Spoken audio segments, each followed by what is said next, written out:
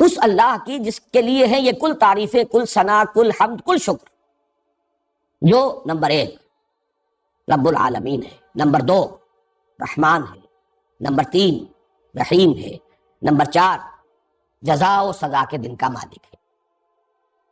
یہ در حقیقت ایک جملہ ہے جو چلا رہا ہے۔ یہ 4 سبارڈینیٹ کلازز سمجھ لیجئے کہ یہ در حقیقت ایڈجیکٹو کلازز ہیں۔ اللہ کے لیے یہ ایڈجیکٹوز کی حیثیت سے اس کی وضاحت، اس کی نعت، اس کے صفات کے طور پر، اس کے بدل کے طور پر آ رہے ہیں۔ الحمدللہ، معلوم یہ ہوا کہ اصل جان تو اس کی الحمدللہ ہے۔ اب میں یہ چاہتا ہوں کہ پہلے آپ اس کلمے کی جو شان ہے اس کو نبی اکرم صلی اللہ علیہ وسلم کے الفاظ مبارکہ میں پہچان لیجیے۔ یہ ترمذی کی 2 روایات ہیں جو میں آپ کو سنا رہا ہوں۔ عن عبداللہ بن عمرو بن العاص رضی اللہ تعالی عنہما قال قال رسول اللہ صلی اللہ علیہ وسلم التسبیح نصف المیزان والحمد للہ تملؤہ ولا الہ الا اللہ لیس لہا دون اللہ حجاب حتی تخلص الیہ۔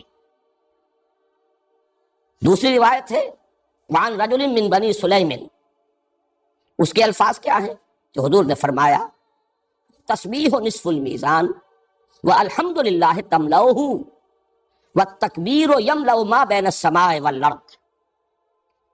ان میں 3 چیزوں کا ذکر ہوا ہے دونوں حدیثوں میں، تسبیح، تحمید، لیکن تیسری چیز مختلف ہے ان دونوں حدیثوں میں۔ ایک میں ہے تحلیل لا الہ الا اللہ اور ایک میں ہے تکبیر۔ دیکھیے یہ 4 ہیں در حقیقت الفاظ، تسبیح سبحان اللہ، تحمید الحمدللہ، تکبیر اللہ اکبر، تحلیل لا الہ الا اللہ۔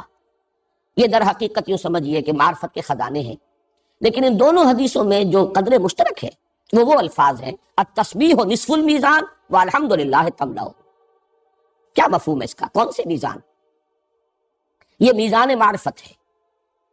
عقلی طور پر اس کو یوں سمجھیے کہ دین کی اساس اور جڑ ہے ایمان، ہر شخص جانتا ہے۔ ایمان کی جان ہے ایمان باللہ، اس کی اساس اللہ کی معرفت، اور اللہ کی کل معرفت جو انسان کو حاصل ہو سکتی ہے اس کا ایک سلبی پہلو ہے اور ایک ایجابی پہلو ہے، ایک منفی پہلو ہے، ایک مثبت پہلو، ایک ہی تصویر کے 2 رخ۔ یہ کل معرفت ہے جو اللہ کی ہمیں حاصل ہو سکتی ہے۔ ایک تسبیح و تنزیہ ہے، اللہ ہر عیب سے، ہر نقص سے، ہر ضعف سے، ہر احتیاج سے پاک ہے، اعلیٰ ہے، عرفہ ہے، منزہ ہے، مبرہ۔ یہ ہے منفی رخ، کوئی نقص نہیں، کوئی عیب نہیں، کوئی ضعف نہیں، کوئی احتیاج نہیں۔ ہر عیب، ہر نقص، ہر ضعف، ہر احتیاج سے بالا، عرفہ، منزہ، مبرہ۔ یہ تسبیح ہے سبحان اللہ کے معنی یہ ہے، لیکن یہ منفی ہے، اسی لیے نصف المیزان تو کہہ دیا، لیکن وہ کہ جس سے میزان پر ہو جائے۔ اور ایک حدیث میں تو یہ آیا ہے کہ الحمدللہ ہے، یہ تو تملؤ ما بین السماء والارض، آسمانوں اور زمین کے مابین کل فضا کو پر کر دینے والا کلمہ ہے۔ یہ اسی کا در حقیقت مثبت رخ ہے۔ کل صفات جمال و کمال کا مرقع کامل اللہ ہے، ہر خیر، ہر خوبی، ہر کمال اس میں بتمام و کمال موجود ہے۔ یہ ہے الحمدللہ۔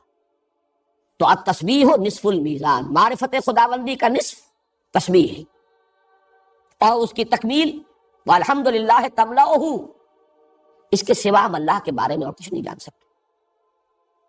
تمام صفات کمال اس میں بتمام و کمال موجود ہے۔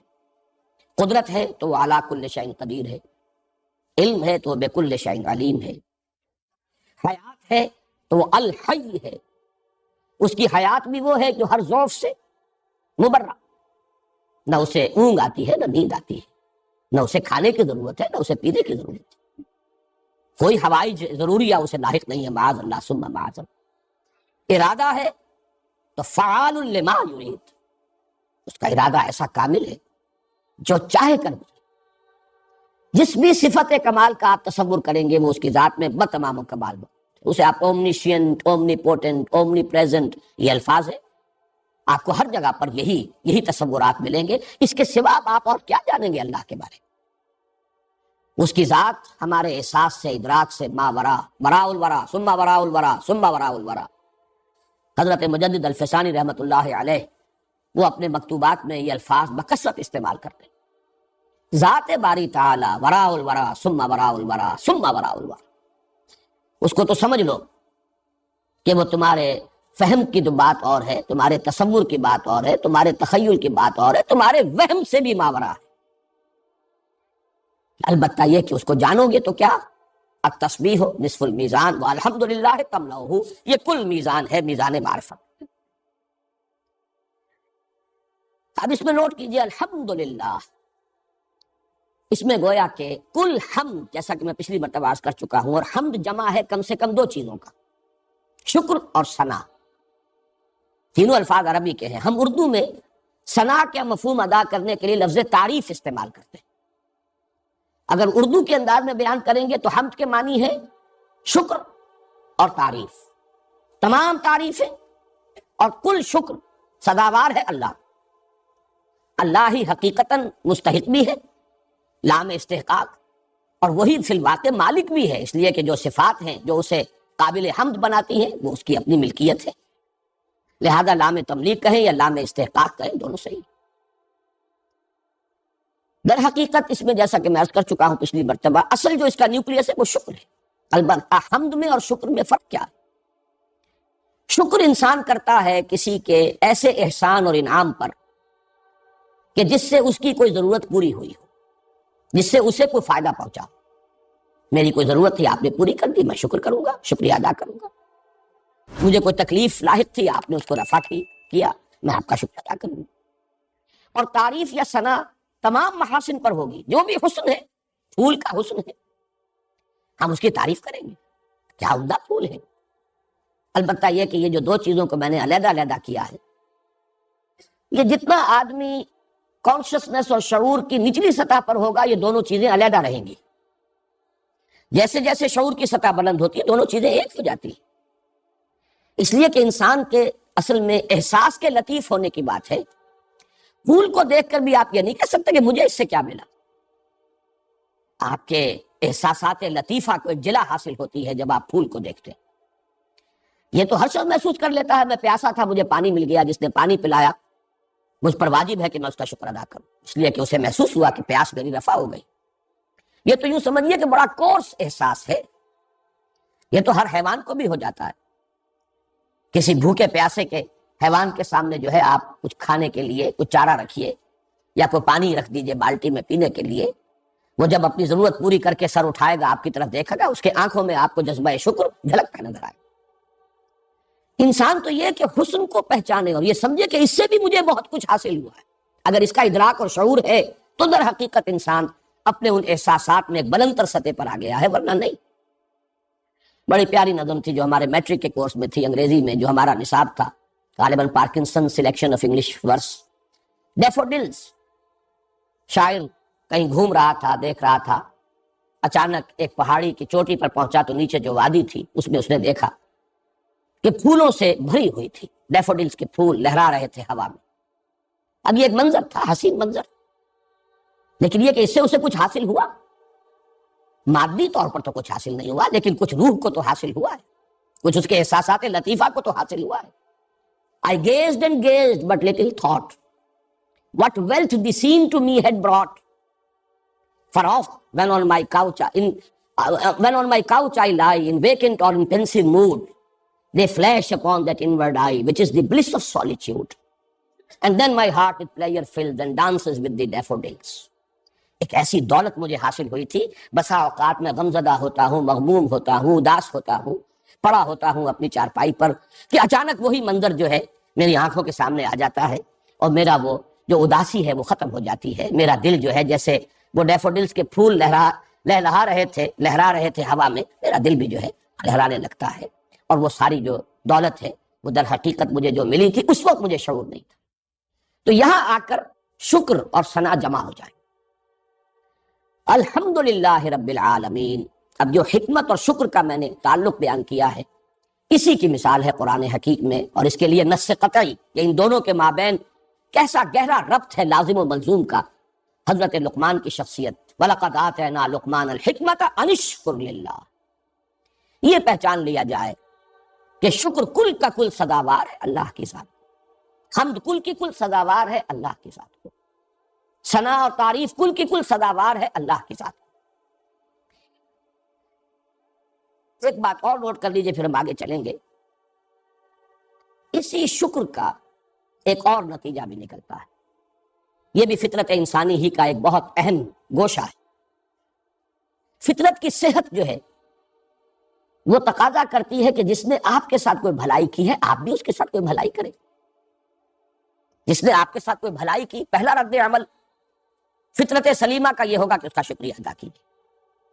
دوسرا رد عمل، کوئی بدلہ، کچھ اس کے ساتھ تم بھی بھلائی کرو، کوئی خدمت اس کی بھی کبھی بجا لاؤ۔ یہ بھی فطرت کی صحت کی علامت ہے، یہ جذبہ شکر کا ایک منطقی نتیجہ ہے، لازمی نتیجہ ہے۔ اسی کو قرآن مجید نے کہا ہے سورہ رحمان میں، هل جزاء الاحسان الا الاحسان، احسان کا بدلہ تو سوائے احسان کے اور کچھ نہیں ہو سکتا۔ کیا کوئی بدلہ ہے احسان کا سوائے احسان کے؟ کسی نے آپ کے ساتھ بھلائی کی، آپ اس کے ساتھ بھلائی کیجئے۔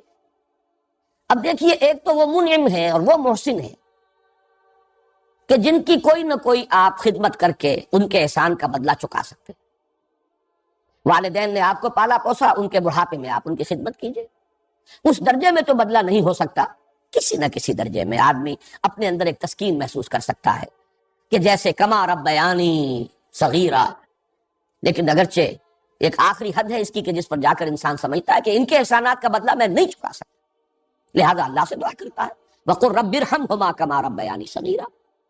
عام انسانی سطح پر کسی نے آپ کو ہدیہ دیا ہے، آپ بھی کوئی ہدیہ پیش کیجیے، تحفہ آیا ہے آپ بھی کوئی تحفہ دیجیے، کسی نے کوئی آپ کی خدمت کی ہے آپ بھی خدمت کیجیے۔ لیکن وہ منعم حقیقی، وہ مربی اصلی، اس کی آپ کیا خدمت کریں گے؟ جو اصل منعم ہے، اصل محسن ہے، اصل رب ہے، اس کے احسانات انعامات کا کیا بدلہ دیں گے؟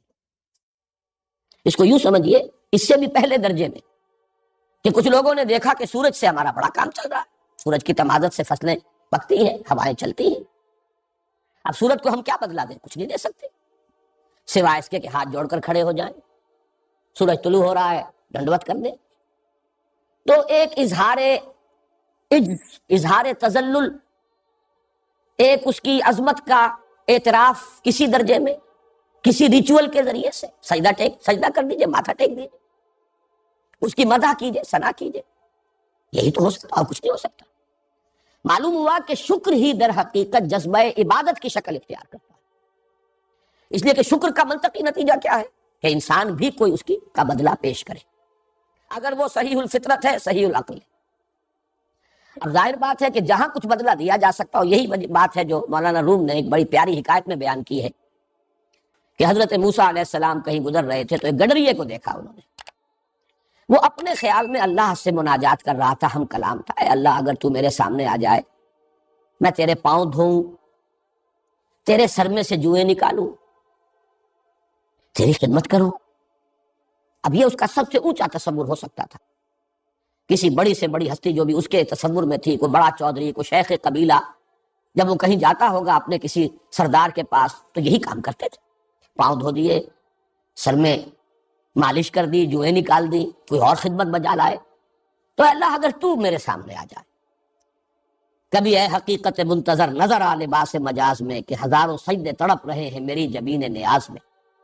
وہ شخص اپنی ذہنی سطح کے مطابق ہم کلام تھا۔ حضرت موسیٰ نے اسے ڈانٹ دیا، یہ کیا کفر بک رہے ہو؟ اللہ کے پاؤں دھو گے اور اللہ کے سر سے جوئیں نکالو گے، کیا کفر بک رہے ہو؟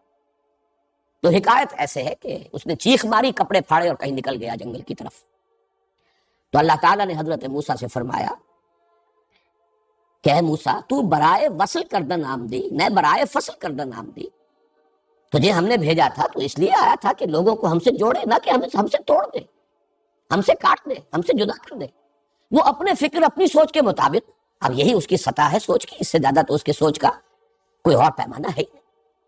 بہرحال اس وقت مجھے جو واضح کرنا تھا وہ یہ کہ یہ جذبہ عبادت در حقیقت جذبہ شکر ہی کا منطقی نتیجہ ہے.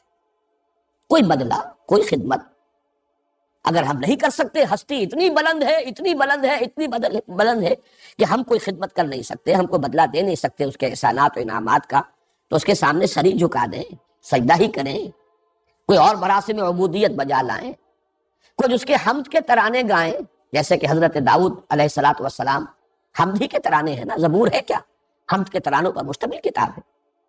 اور جس کیف کے ساتھ وہ حمد کے یہ ترانے پڑھا کرتے تھے یا الاپا کرتے تھے، قرآن مجید میں ہے کہ اس کے اندر یہ کیفیت تھی کہ پرندے اور پہاڑ ان کے ساتھ شریک ہو جاتے تھے، وجد میں آتے تھے پرندے بھی اور پہاڑ بھی، قلب کی گہرائی سے اللہ تعالیٰ کے حمد کے وہ ترانے جو ہے وہ نکل رہے ہوتے تھے.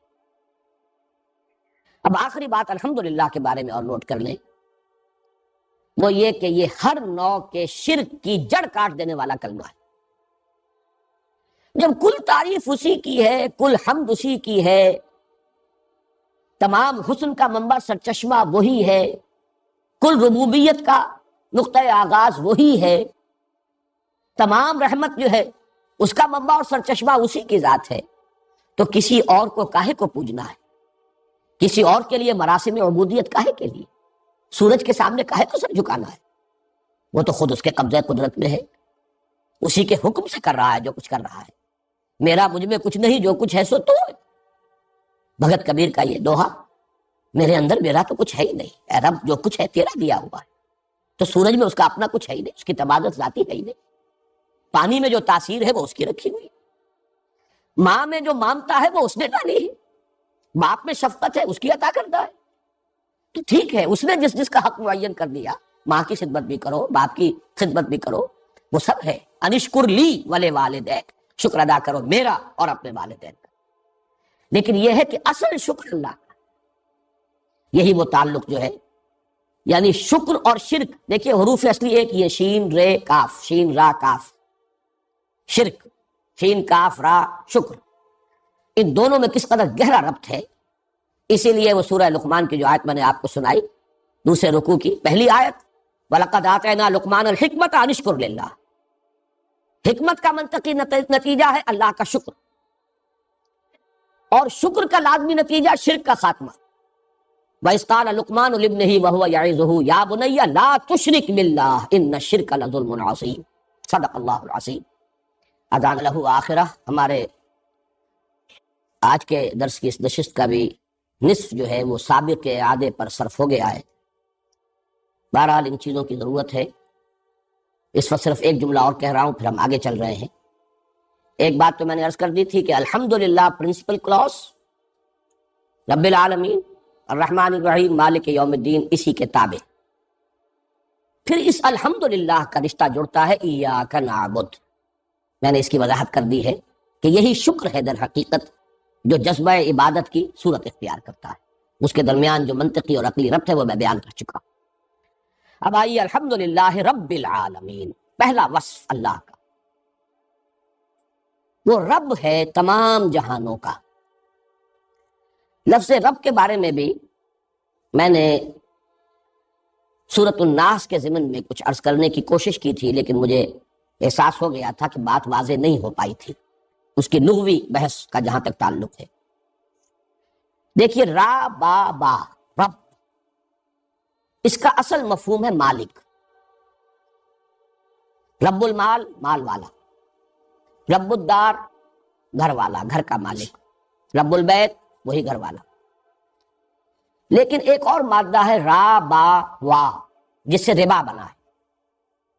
یہ دونوں بہت قریب المفہوم اور قریب المعنی مادے ہیں، اور ایک رائے یہ ہے کہ دونوں ایک ہی مادہ ہیں اصل میں، کہ جو فعل مضاف ہوتا ہے جس میں دو حرف جو ہیں، کلمہ فا اور کلمہ عین اور کلمہ لام جو ہے وہ ایک ہی حرف ہو. را با با شین قاف قاف دال سین سین. اس میں جب باب تفعیل بنے گا تو اس میں آخری جو کلمہ ہے وہ کسی حرف علت کی شکل اختیار کر لیتا ہے. وہ میں ابھی عرض کروں گا. ربا اس میں کیا ہے، را وہی ہے رب والا، با وہی ہے پہلی با، اور اگلا جو واو ہے یہ در حقیقت بدلی ہوئی شکل ہے دوسرے با کی. قرآن مجید میں لفظ ربا، اس سے ربا یربو یہ بھی استعمال ہوا ہے. ربط زمین کے بارے میں آیا ہے. تم زمین کو دیکھتے ہو کہ وہ پڑی ہوتی ہے بے جان، اس میں کوئی زندگی کے آثار نہیں ہوتے. فَإِذَا أَنزَلْنَا عَلَيْهَا الْمَاءَ اهْتَزَّتْ وَرَبَتْ، جب ہم اس پر پانی برساتے ہیں تو وہ اس میں ایک جنبش پیدا ہوتی ہے، حرکت پیدا ہوتی ہے، سرسراہٹ، اور پھر وہ ابھرتی ہے، یعنی کھیتی اپجتی ہے. ربا یربو، کسی چیز کا ابھرنا، پروان چڑھنا، اپچنا، نمایاں ہونا، بلند ہونا، ربا یربو. اربا یربی باب افعال بھی اسی مصدر سے آیا ہے. یربی اللہ صدقات، اللہ صدقات کو پالتا ہے، پوستا ہے، پروان چڑھاتا ہے، بڑھاتا ہے، نشو و نما دیتا ہے، برکت دیتا ہے. تو یہ اربا یربی. لیکن اب اسی سے باب تفعیل میں ربا یربی تربیتن، تربیت دینا، پالنا، پوسنا، بڑھانا، نشو و نما دینا، پرورش کرنا، ربا یربی. یہ را با واو سے باب تفعیل بھی ہے، لیکن بعض حضرات کے نزدیک یہی لفظ رب سے در حقیقت بدلا ہے، اور لفظ رب ہی سے باب تفعیل جو ہے ربا یربی تربیتن ہے. اس میں بہت بڑے امام ہیں لغت کے، جن کی بڑی ہی بارکۃ الآراء کتاب ہے مفردات القرآن، امام راغب رحمہ اللہ. انہوں نے تو یہ کیا ہے صاف صاف کہ یہ تربیت اور یہ ایک ہی شے ہے در حقیقت رب. الرب فی الاصل التربیت وہو انشاء الشیء حالا فحالا الی حد التمام. رب در حقیقت تربیت ہی اس کا مفہوم ہے، یعنی کسی شے کو درجہ بدرجہ ایک درجے سے بلند پھر بلند پھر بلند کرتے ہوئے اس کے آخری نقطۂ کمال اور نقطۂ عروج تک پہنچا دینا، یہ تربیت ہے، یہی ربوبیت ہے. لیکن ایک اور دوسری بڑی اہم کتاب ہے، اور میری تو وہ بڑی ساتھی ہے، مطالعہ قرآن اور جو بھی میرا غور و فکر ہے اس میں بہت ممد ہے، المعجم المفارس لالفاظ القرآن الحکیم، فواد عبد الباقی کی. اس نے یہ کیا ہے کہ رب کے مادے سے صرف لفظ رب لایا ہے، یا پھر ربانیون، ربیون اور ربیب، باقی یہ تمام تربیت سے متعلق جو الفاظ ہیں ان کو را، با اور وا کے مادے میں لے لیا ہے. گویا کہ اس کے بارے میں یہ دونوں رائے ممکن ہیں کہ یہ رب سے ہے تربیت، یا ربا سے ہے، را با وا سے ہے. ان دونوں کا چونکہ بہت بڑے بڑے جو ائمہ ہیں، اور امام راضی نے اس کو اصول کے طور سے بیان کیا ہے کہ فعل مضاف کے اندر یہ شکل ہو جاتی ہے، جب باب تفعیل میں آئے گا تو آخری حرف جو ہے اس کی جگہ پر کوئی حرف علت آ جائے گا. دساہا، حالانکہ دسسا یدسسو تدسیسا باب تفعیل سے بنتا، لیکن دساہا، قد افلح من زکاہا وقد خاب من دساہا، وہاں انہوں نے اس کی بحث کی ہے بڑی تفصیل کے ساتھ. بہرحال اس کا مفہوم کیا ہوا کہ رب کے معنی ہے مالک بھی اور پالن ہار بھی، پروردگار بھی. یہی وجہ ہے کہ عام تراجم میں آپ دیکھیں گے تمام جہانوں کا پروردگار. میرے لیے الجھن یہ تھی کہ را با با کا مادہ تو آتا ہے مالک ہونے کے لیے، تو بعض مترجمین نے ترجمہ یہی کیا صاحب سب جہانوں کا. غالباً شاہ عبد القادر کا یا شاہ رفیع الدین کا میں ابھی تعین کے ساتھ نہیں کہہ سکتا. صاحب اسی کو کہتے ہیں جو مالک ہو، آقا، مالک. لیکن اس کے ساتھ منطقی ربط موجود ہے کہ جو کسی شے کا مالک ہوتا ہے وہ فطری طور پر چاہتا ہے کہ وہ پروان چڑھے، اس میں ترقی ہو، اس میں اضافہ ہو، وہ نشو و نما پائے، وہ آگے بڑھے. لہذا ملکیت اور اس طریقے سے کسی شے کو آگے بڑھانا، پالنا، پوسنا، یہ گویا کہ لازم و ملزوم ہے. تو رب کی بحث کے ضمن میں اسی پر اکتفا کریں. آگے چلیے. عالمین، اس کا مادہ ہے عین لام میم، اسی سے علم بھی بنا، اسی سے عالم بنا. عالم ہو تو اس کے معنی ہے جاننے والا، اور عالم کے معنی وہ چیز جس سے کوئی جانا جائے، جو کسی کی پہچان کا ذریعہ بنے. چنانچہ عالم یعلم جب آتا ہے اس کے معنی ہے اس نے جانا، کوئی شے اس کے علم میں آئی. اور علامہ یعلم یا یعلم، یہ دونوں اس کے آتے ہیں مضارع. اس کا مطلب ہے کسی شے کا نشان لگا دینا، کسی چیز کی علامت بنا دینا. اسی سے علامت کا لفظ بنا ہے، اسی سے علم علم، اسم علم بنا ہے. لاہور کا اسم علم ہے لاہور، یعنی لاہور شہر کے لیے بطور علامت یہ لفظ اختیار کر لیا گیا، اسم علم. تو عالم سے مراد ہے کوئی شے جس سے کہ کسی کو پہچانا جائے. اس اعتبار سے لفظ آیت کے بہت قریب آ جاتا ہے یہ لفظ. اب اس کو جمع کیا گیا، کل عالم. اب آپ کہہ سکتے ہیں عالم جمادات، عالم نباتات، عالم حیوانات، عالم مادی، عالم روحانی، عالم مثال، عالم دنیا، عالم آخرہ، عالم برزخ. ایک تو یہ سمجھا جائے گا کہ رب کل کل جہانوں کا، مالک اور پروردگار کل جہانوں کا۔ اور ایک جو بات مولانا فراہی نے کہی ہے رحمۃ اللہ علیہ، وہ مجھے بڑی دل کو لگتی ہے کہ عربی زبان میں ایک قاعدہ یہ بھی ہے کہ ظرف کو جمع کر کے مراد مظروف کی جمع ہے۔ اس عالم میں جو بھی ہیں ان سب کا رب، یہ عالم ظرف ہے، مظروف وہ ہے جو اس کے اندر موجود ہیں۔ تو تمام جہان والے، یہ گویا کہ ترجمہ ہو جائے گا، وہ پالنہار ہے، پروردگار ہے، مالک ہے، آقا ہے، صاحب ہے تمام جہانوں کا یا تمام جہان والوں کا۔ رب العالمین کے بارے میں ایک بات اور ربوبیت کے بارے میں جان لیجئے۔ قرآن حکیم میں اللہ تعالیٰ کے بارے میں لفظ رب ہمیشہ مقدم ہوتا ہے لفظ خالق پر۔ اس کی وجہ میں بیان کر چکا ہوں سورہ علق کی ابتدائی آیات کے درس کے ضمن میں، کہ انسان کا شعور جو ہے جب ترقی کرتا ہے، اگر ہم جائزہ لیں تو سب سے پہلی چیز جس کا انسان کو احساس ہوتا ہے وہ اس کی ضرورت ہوتی ہے، احتیاج۔ بھوک لگی ہے، بچہ ہے، اسے اور کوئی شعور نہیں ہے، کسی شے کا شعور نہیں، نہ ماں کا پتہ، نہ باپ کا پتہ، نہ گھر کا پتہ، نہ کسی اور شے کا پتہ، لیکن اندر سے ہنگر پینز ہوتے ہیں، روتا، احتیاج ہے۔ تو سب سے پہلا جو انسان کے شعور کے اوپر اثر ہے وہ اس کی احتیاج کا ہے، اور جو احتیاج پوری کرے اس کی ربوبیت کا امپریشن ہے۔ یہی وجہ ہے ماں سے اس کو اس قدر لگاؤ کیوں ہوگا، کہ اسے معلوم ہے جب بھی مجھے ضرورت ہوتی ہے، میری ماں کی چھاتیاں ہیں جن سے میری ضرورت پوری ہوتی ہے، وہ لپکتا ہے ماں کی طرف۔ یہ بہت بعد کی بات ہے جب انسان کو اپنی ہستی کا شعور ہو اور پھر وہ تخلیق کے بارے میں غور کرے کہ میرا کوئی پیدا کرنے والا بھی ہے۔ یہ تو فکر انسانی کا یوں سمجھیے کہ بڑا دور کا مرحلہ ہے۔ یہی وجہ ہے کہ خلق کا لفظ ہمیشہ بعد میں آتا ہے، رب کا پہلے ہے۔ اقرا بسم ربک الذی خلق، پڑھو اپنے اس رب کے نام سے جس نے پیدا کیا۔ سورۃ النساء کا آغاز ہوتا ہے یا ایھا الذین آمنوا اتقوا ربکم الذی خلقکم من نفس واحدۃ وخلق منھا زوجہا، اے لوگو تقوی اختیار کرو اپنے اس رب کا جس نے تمہیں بنایا، پیدا کیا ایک جان سے، اور بنایا اسی سے اس کا جوڑا۔ سورہ بقرہ کا تیسرا رکوع شروع ہوتا ہے یا ایھا الناس اعبدوا ربکم الذی خلقکم والذین من قبلکم لعلکم تتقون، اے لوگو بندگی کرو، پرستش کرو اپنے اس رب کی جس نے تمہیں پیدا کیا اور تم سے پہلوں کو بھی پیدا کیا۔ تو یہ نوٹ کر لیجئے، اللہ کا حمد اللہ کے لیے، اور اس کے بعد اللہ کے لیے وصف اول جو آیا وہ ہے رب العالمین، جو تمام جہانوں کا مالک اور پالنہار ہے، پروردگار ہے۔ اب آئیے الرحمن الرحیم، ان دونوں کا مادہ ایک ہی ہے، رحم، رحم، رحمت، اسی سے لفظ رحمان بھی بنا ہے، اسی سے لفظ رحیم بھی بنا ہے۔ اگرچہ ایک شاذ رائے اور بھی ہے رحمان کے بارے میں بعد میں عرض کروں گا۔ ان دونوں میں کیا فرق اور تفاوت ہے، یہ بھی ہمارے ہاں مفسرین کے مابین بڑی ایک مختلف فی بحث ہے، جس میں کہ ذوق اور مزاج کو اصل دخل ہے۔ رحمان ہے فعلان کے وزن، یہ اس میں مبالغہ کا ایک وزن ہے، کسی شے کی شدت اور کثرت، دونوں الفاظ نوٹ کیجیے، شدت اور کثرت۔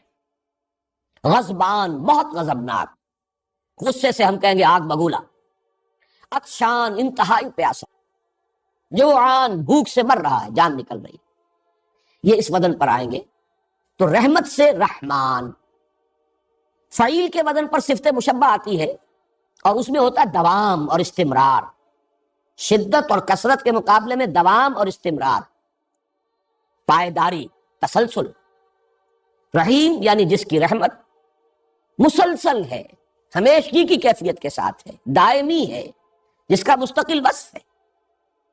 یہ دو الفاظ اس وزن پہ آ کر اپنے مفہوم کو بہت خوبصورتی سے ادا کرتے ہیں۔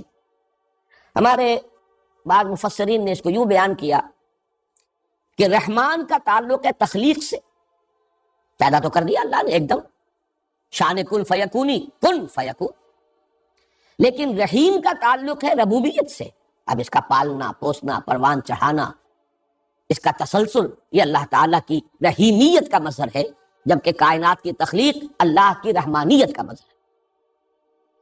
اسی اعتبار سے بعض حضرات نے کہا ہے رحمان الدنیا و رحیم الآخرہ، دنیا کے اعتبار سے اللہ کی صفت رحمانیت کا ظہور ہوتا ہے، کیونکہ دنیا خود ناپائیدار ہے، عارضی ہے، فانی ہے، اور رحمت کا وہ جو معاملہ ہے اس میں شدت اور اس میں ایک طوفانی اور ہیجانی کیفیت. اب یہ دو الفاظ دونوں جو میں نے استعمال کیے یہ خود اسی وزن پر ہے. طوفان جوعان کے وزن پر ہے، ہیجان یہ عطشان کے وزن پر ہے، وزن وہی ہے، ایک ہیجانی کیفیت جیسے ٹھاٹھے مارتا ہوا سمندر. تو دنیا میں اللہ کی رحمت کا ظہور ہو رہا ہے شان رحمانی کے ساتھ. اور رحیم الآخرہ، رحیم آخرت جو ہے وہ دائم ہے، قائم ہے. وَلَلْآخِرَةُ خَيْرٌ وَأَبْقَىٰ وَالْآخِرَةُ خَيْرٌ وَأَبْقَىٰ، وہ تو باقی رہنے والی ہے، وہاں صفت رحیمیت کا ظہور ہوگا. لیکن یہ کہ صحیح تر بات وہی ہے جو میں نے عرض کی ہے کہ در حقیقت اللہ کی رحمت کی یہ دونوں شانیں ہیں اور دونوں بیک وقت ہیں. یہ بہت اہم نقطہ ہے جو مولانا فراہی نے بیان کیا ہے. اللہ تعالیٰ کے اسماء و صفات جب قرآن میں آتے ہیں تو درمیان میں حرف عطف نہیں آتا. الرحمن والرحیم نہیں ہے، بلکہ ایسا بھی ہے کہ 8 اسماء و صفات آ گئے بغیر حرف عطف کے.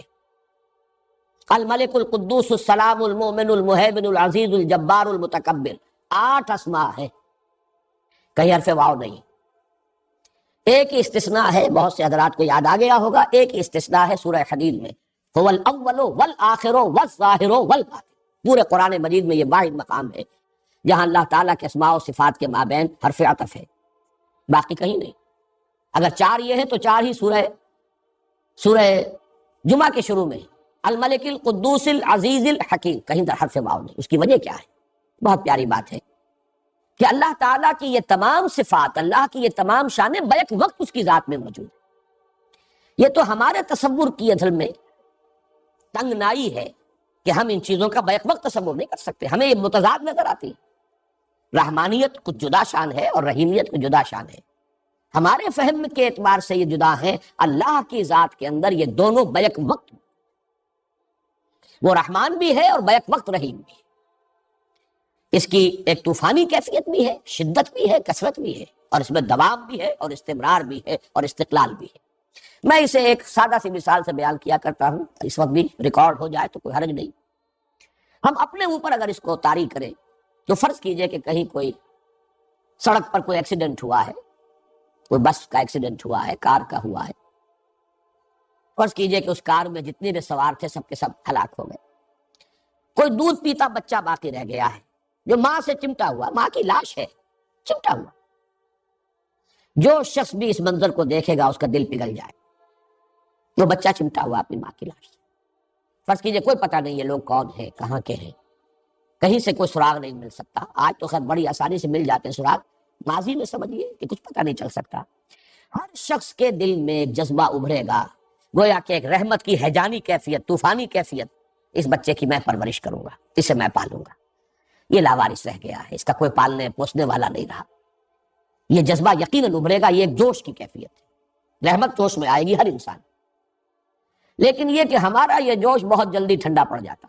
ہو سکتا ہے کہ کچھ دنوں کے بعد ہمارے اوپر الٹا ایک احساس جو ہے افسوس تعصف کا پیدا ہو جائے کہ میرے تو پہلی بڑی ذمہ داریاں تھیں، یہ میں کیا مصیبت اپنے سر لے بیٹھا، یہ خامخواہ کا بوجھ، خامخواہ کی ذمہ داری میں نے لے لی، میرے تو اپنے جو بچے جو ہیں ان کی پرورش میرے لیے مشکل ہے.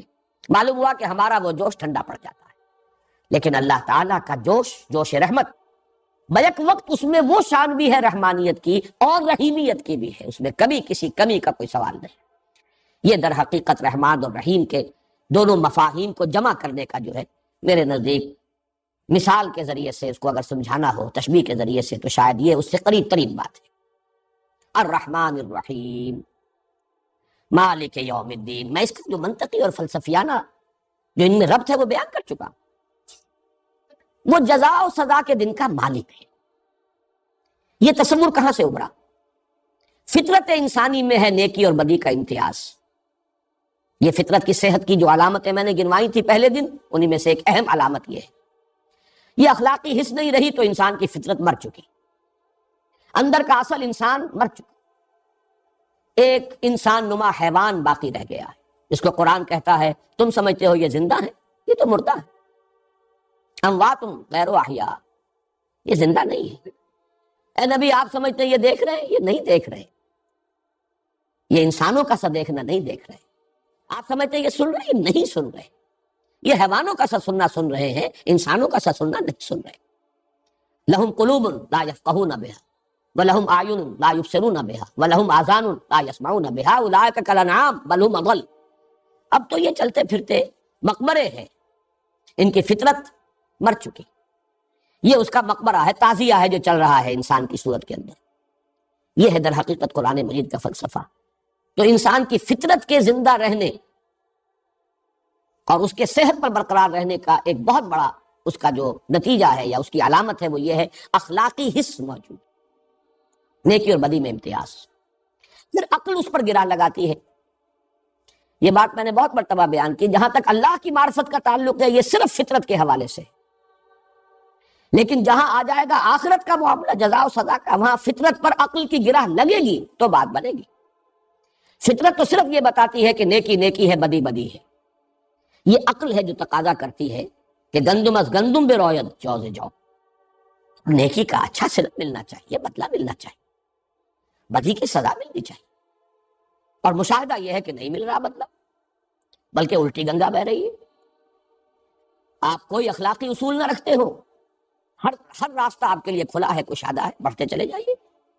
یہاں آپ نے کوئی اپنے لیے اصول بنا لیے، اب قدم قدم پر بندش ہے، قدم رک رہے ہیں، آپ آگے بڑھ نہیں سکتے، بلکہ یہ کہ الٹے لینے کے دینے پڑ جاتے۔ میں نے وہ شعر بارہا سنایا ہے، سادہ سا ہے لیکن یہ کہ بڑی عظیم حقیقت۔ اے دیانت بر تو لعنت از تو رنجے یافتم، اے خیانت بر تو رحمت از تو گنجے یافتم۔ اے دیانت تجھ پر لعنت ہو کہ تیری وجہ سے تو میرے دوست بھی ناراض ہو گئے۔ صحیح بات کہہ کے دیکھیے دوستوں کے سامنے، سچی بات کڑوی ہوتی ہے۔ از تو رنجے یافتم، مجھے رنج ملا ہے۔ اور اے خیانت بر تو رحمت از تو گنجے یافتم، اے خیانت تجھ پر رحمت ہو، تیرے ذریعے سے مجھے خزانے ملے۔ لہذا کوئی اور عالم ہونا چاہیے، اور وہ عالم، اب دیکھیے اس کے دو منطقی نتیجے ہوں گے۔ ایک تو یہ کہ یہ ایسی ہستی ہونی چاہیے جو قدرت رکھتی ہو پورا بدلہ دینے کی قدرت، وہ تو اللہ ہے، علی کل شیء قدیر، ہم اسے مان چکے۔ لیکن کوئی عالم بھی تو ایسا ہونا چاہیے جس میں حدود اور قیود نہ ہو، جس میں ہر شے کا پورا بدلہ مل جائے۔ اس لیے کہ آپ نے آج ایک نیکی کی ہے، اس نیکی کے اثرات نہ معلوم کہاں تک جائیں گے، آپ تو جان بھی نہیں سکتے۔ جب تک دنیا باقی ہے اس نیکی کے اثرات کہیں نہ کہیں پہنچتے رہیں، اور ان سب کا بدلہ آپ کو ملنا ہے۔ کہیں کوئی بری رسم آپ نے شروع کی ہے، جہاں تک اس کے اثرات جائیں گے وہ سب آپ کے حساب میں درج ہو رہا ہے۔ تو جب تک ایک زندگی جو ہے غیر متناہی نہ ہو، ابدی نہ ہو، پورا بدلہ مل نہیں سکتا۔ لہذا وہ عالم آخرہ، اور پھر اس کے لیے مالک یوم الدین، یوم کا لفظ صرف ایک دن کے لیے بھی آتا ہے، یوم ایک ایرا کے لیے بھی آتا ہے، ایک دور کے لیے بھی آتا ہے، اس کے مختلف استعمالات ہیں۔ ایک دن بھی ہے جس میں فیصلے ہوں گے جزا و سزا کے، اور پھر یہ کہ در حقیقت اس جزا و سزا کا جو ظہور ہوگا، کہا جا سکتا ہے وہ بھی ایک دن ہے، لا متناہی دن، وہ فیصلے کا دن ہے، وہ یوم الدین۔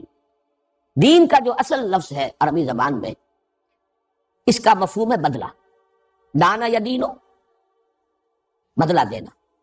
دناہم کما دانو، امرؤ القیس کا مشہور مصرع ہے، ہم نے ان کو ایسا بدلہ دیا جیسا انہوں نے ہمارے ساتھ کیا تھا۔ کما تدینو تدانو، جیسا تم کسی کے ساتھ کرو گے ویسا ہی تمہیں بدلہ مل جائے۔ یہی لفظ ہے، زبر کے ساتھ دین بن جاتا، دین کہتے ہیں قرض کو۔ قرض وہ ہے جو واپس آنا ہوتا ہے، اس لیے اس کو دین کہا جا رہا ہے۔ بدل، وہ واپس آئے گا، لوٹ کر آئے گا۔ بدلہ بھی وہ ہے کسی عمل کا جو واپس آتا ہے، عمل کرنے والے کی طرف لوٹتا۔ نیکی کی اس کی جزا آپ کی طرف لوٹے گی، برائی کی ہے اس کی سزا آپ کی طرف لوٹے گی۔ دین بھی وہ ہے جو آپ نے کسی کو دیا اور لوٹ کر آپ کے پاس آئے گا، جبکہ ہدیہ ہو، ہبہ ہو، تحفہ ہو، عطیہ ہو، یہ واپس نہیں آتا، نہ واپس لینے کے لیے دیا جاتا ہے۔ دین وہ ہے جو دیا جاتا ہے واپس لینے کے لیے۔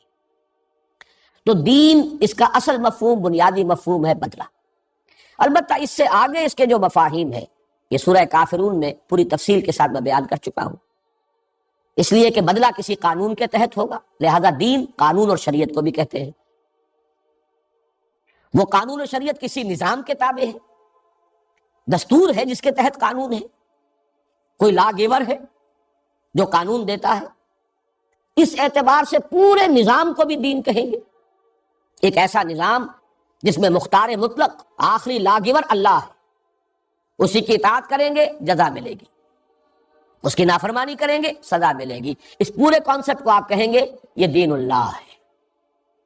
ایک نظام ہے ملوکیت، بادشاہ ہے، مختار مطلق وہ ہے، لاگور وہ ہے، اس کے حکم پر، اس کے قوانین پر چلیں گے، وہ آپ کو نوازے گا، خلعتیں دے گا، خطابات دے گا، جاگیریں دے گا، سراہے گا. اگر اس کے بغاوت کریں گے، اس کے خلاف اٹھ کھڑے ہوں گے، سزا دے گا. اس کے قانون کو توڑیں گے، جیلوں میں ڈالے گا، اور جو سزا ہوگی دے گا. یہ سب نظام پورے کو، اس کو بھی آپ کہہ سکتے ہیں دین الملک. یہ دونوں الفاظ قرآن مجید میں، ایک سورہ یوسف میں ما کان لیأخذ اخاہ فی دین الملک، اور دین اللہ اذا جاء نصر اللہ والفتح ورأیت الناس یدخلون فی دین اللہ افواجا. تو یہ دین کے، یہ یوں سمجھیے کہ 3 سٹوریز ہیں اس کی. بنیادی مفہوم ہے بدلہ. مالک یوم الدین، جزا و سزا کے فیصلے کے دن کا مختار مطلق. اس سے اوپر کی سٹوری قانون، شریعت، اس لیے کہ بدلہ، کوئی نہ کوئی قانون مجازات ہوگا تو بدلہ ملے گا. کوئی نہ کوئی قانون ہے جس کی پیروی کریں گے، پابندی کریں گے، سزا جو جزا ملے گی. ستائش ہوگی، نافرمانی کریں گے، توڑیں گے، سزا ملے گی. اس سے اوپر وہ قانون کسی نظام کا ایک جز ہے. اس میں کوئی ہستی ہے جس کو مانا گیا ہے بالا ترین، اور اس کے تابع پورا نظام زندگی جو ہے اس کا نقشہ بنا ہے. یہ دین ہے. وہ دین الملک ہو، دین جمہور ہو، جدید اصطلاح میں جمہوریت، یہ دین اللہ ہے جس میں حاکمیت اللہ کی ہے، جس کا منطقی نتیجہ کیا ہے؟ انسانوں کے لیے خلافت ہے. بہرحال یہاں یہ چونکہ یہ اساس القرآن ہے، سورہ فاتحہ، اس میں لفظ دین آیا ہے اپنے اساسی مفہوم میں جو پہلی منزل ہے. مالک یوم الدین، جزا و سزا کے دن کا مالک، مختار. لمن الملک اليوم للہ الواحد القہار. بادشاہ حقیقی اب بھی وہی ہے، اختیار مطلق اب بھی اسی کا ہے. ملک اور مالک حقیقتاً وہی ہے اب بھی، لیکن ابھی پردے پڑے ہوئے ہیں. ابھی کبھی کوئی فرعون بیٹھا ہوتا ہے، الیس لی ملک مصر، دعویٰ کر رہا ہے کیا میری نہیں ہے بادشاہی مصر؟ وہذہ الانہار تجری من تحتی، اور یہ سارا آبپاشی کا نظام میرے اختیار میں ہے، جس کو چاہوں پانی دوں، جس کا چاہوں پانی روک دوں. یہ فرعونیت ہے.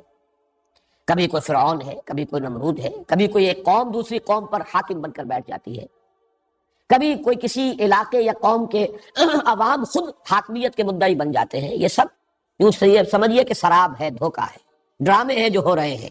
مالک حقیقی اور ملک حقیقی، بادشاہ حقیقی اب بھی وہی ہے، لیکن اس وقت وہ غیب کا پردہ حائل ہے، ابھی پردے پڑے ہوئے ہیں. اس دن یہ پردہ اٹھ جائے گا اور معلوم ہو جائے گا کہ مالک یوم الدین وہی. مالک جو ہے، یہ ملک یملکو، اس کے 2 معنی ہیں عربی زبان میں. مالک ہونا، حکمران، ملک یملکو. اسی سے ملک بن گیا تو حکمران، اور مالک بن گیا کسی شے کا اونر، کسی شے کی جس کی وہ ملکیت ہے. تو مالک، اور یہ جیسے لکھا جاتا ہے چونکہ ایک قرات ملک یوم الدین بھی ہے، بادشاہ مطلق وہی ہے اس دن کا. لمن الملک اليوم، کہا جائے گا کس کے لیے ہے بادشاہی آج؟ وہ ساری بادشاہیاں جو دنیا میں تم نے جو ڈرامے رچائے تھے ختم ہوئے، آج بتاؤ بادشاہی کس کی ہے؟ لمن الملک اليوم للہ الواحد القہار. کہا جائے گا اللہ کے لیے ہے جو تنہا ہے، اکیلا ہے، الواحد ہے، قہار ہے، پوری طرح چھایا ہوا ہے، مسلط ہے، مستولی ہے. کوئی اس کے سامنے چوں نہیں کر سکتا جب تک کہ اس کی اجازت نہ ہو. لا یتکلمون الا من اذن له الرحمن وقال صواب. یہ ہے مالک یوم الدین. یہاں یوں سمجھیے کہ پہلا جملہ مکمل ہوا. یہ وہ معرفت ہے جو انسان کو خود حاصل ہو سکتی ہے، یہ ہدایت نظری جہاں تک کہ انسان خود پہنچ سکتا ہے. اس کے لیے جو سورہ لقمان میں حضرت لقمان کی مثال آئی ہے، میں اس کی طرف دوبارہ ریفر کر رہا ہوں. دیکھیے اس معرفت میں نبی اور رسول کے ذریعے سے اس خاکے میں بڑے تفصیلی رنگ بھرے جاتے ہیں. اللہ کے اسماء و صفات کا علم ہوتا ہے انبیاء کے ذریعے سے، لیکن یہ اجمالی معرفت کہ کل خیر، کل حسن، کل کمال اللہ ہی کا ہے، وہی منبع خیر ہے، وہی منبع ربوبیت ہے، وہی منبع حسن ہے، وہی منبع رحمت ہے، یہ اجمالی معرفت انسان کو حاصل ہو جائے گی. اسی طریقے سے قانون مجازات کہ بدلہ ضرور ملے گا، ممکن نہیں ہے کہ بدلہ نہ ہو، یہ اندھیر نگری چوپٹ راج نہیں ہو سکتی، بدلہ مل کر رہے گا۔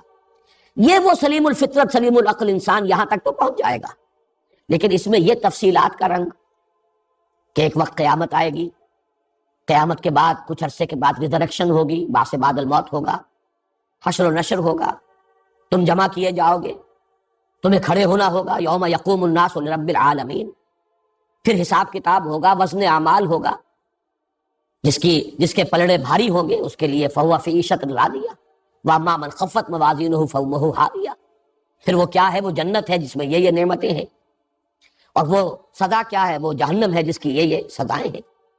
یہ تفصیل جو ہے یہ بہرحال انبیاء کے بغیر، وحی کے بغیر معلوم نہیں ہو سکتی۔ وہ فطرت سلیمہ، عقل سلیم صرف یہاں تک پہنچا دے گی، بدلہ ہو کر رہے گا۔ اعمال انسانی ضائع ہونے والی شے نہیں ہے۔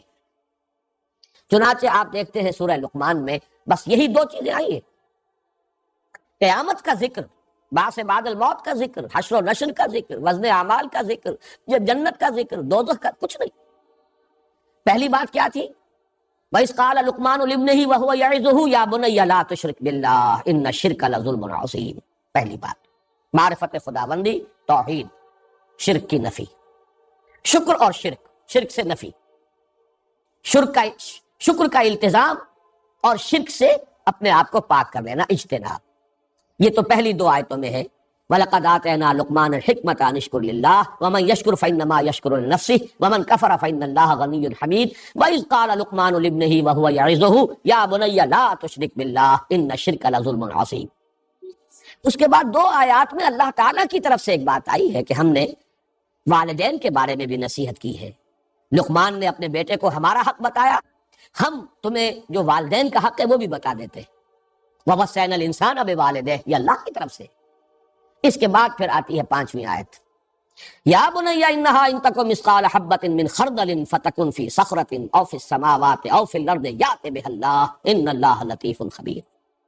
اے میرے بچے، اس حقیقت کو اچھی طرح ذہن نشین کر لے، دل میں گرہ باندھ لے کہ انسانی عمل خواہ وہ ذرے کے ہم وزن ہو، رائی کے دانے کے ہم وزن، مثقال حبۃ من خردل فتکن فی صخرۃ او فی السماوات او فی الارض، پھر وہ کسی چٹان میں ہو، کسی غار کے اندر گھس کر وہ کام کیا گیا ہو، زمین کی کہیں گہرائی کے اندر اتر کر کام کیا گیا ہو، یا فضا اور خلا کی پہنائیوں میں، فتکن فی صخرۃ او فی السماوات او فی الارض یأت بها اللہ، اللہ اسے لے آئے۔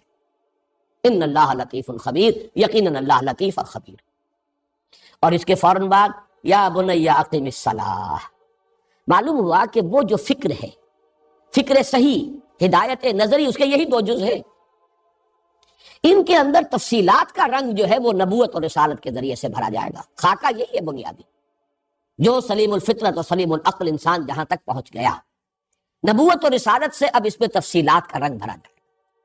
لیکن وہ جو ربط ہے اس کے بعد یا بنی اقم الصلاۃ، وہی یہاں پر ہے ترتیب ایاک نعبد۔ پہلا جملہ مکمل ہوا، الحمدللہ رب العالمین الرحمن الرحیم مالک یوم الدین ایاک نعبد، اور اس ایاک نعبد کا تعلق اس حکمت کے اعتبار سے الحمدللہ کے ساتھ ہے۔ اے اللہ، ہم تیرے احسانات کا کیا بدلہ ادا کریں، سوائے اس کے کہ ہم عہد کرتے ہیں، وعدہ کرتے ہیں۔ ایاک نعبد، چونکہ اس میں فعل مضارع استعمال ہوا ہے اور اس میں حال بھی ہے، مستقبل بھی، عربی زبان میں یہ دونوں زمانے جو ہیں اس کے اندر موجود ہیں، تو ترجمہ ہوگا ہم تیری ہی بندگی کرتے ہیں اور تیری ہی بندگی کرتے رہیں گے، اور ہم تجھ ہی سے مدد مانگتے ہیں اور تجھ ہی سے مدد مانگتے رہیں گے۔ یہ وہ درمیانی حصہ ہے، وہ ترازو والی جو شکل پچھلی مرتبہ جو آپ کو ہم نے تقسیم بھی کی اور یہاں بھی آپ نے دیکھی تھی ریفلیکٹر پر، وہ ڈنڈی جو ہے ترازو کی، جس کے درمیان وہ مٹھ ہے، واو۔ اور یہ دو جملے ہیں، ذرا نوٹ کیجئے، پہلی تین آیات مل کر ایک جملہ بنی، آخری تین آیات مل کر بھی ایک جملہ بنیں گی، اہدنا الصراط المستقیم صراط الذین انعمت علیہم غیر المغضوب علیہم ولا الضالین۔ لیکن یہ درمیان کی ڈنڈی جو ہے، جس کے بارے میں حدیث قدسی کے الفاظ تھے، ھذا ما بینی و بین عبدی، یہ میرے اور میرے بندے کے مابین ہے۔ اس میں ایک میثاق ہوا ہے، قول و قرار ہوا ہے، ایک عہد ہوا ہے۔ میں نے لفظ استعمال کیا تھا، اگرچہ ذرا جسارت والی بات ہے، مصافحہ ہوا ہے۔ یہ ہینڈ شیک ہے بندے کا اپنے رب کے ساتھ. مبایعہ بیعت ہوئی ہے، عہد ہوا ہے. معاہدہ، مبایعہ، مصافحہ، یہ سب کیا ہے؟ دو فریقوں کے مابین. ایاک نعبد، تیری ہی بندگی کرتے ہیں اور کریں گے. یہ جو عبادت کا تصور ہے اس کو بھی اب ذرا نوٹ کر لیجئے.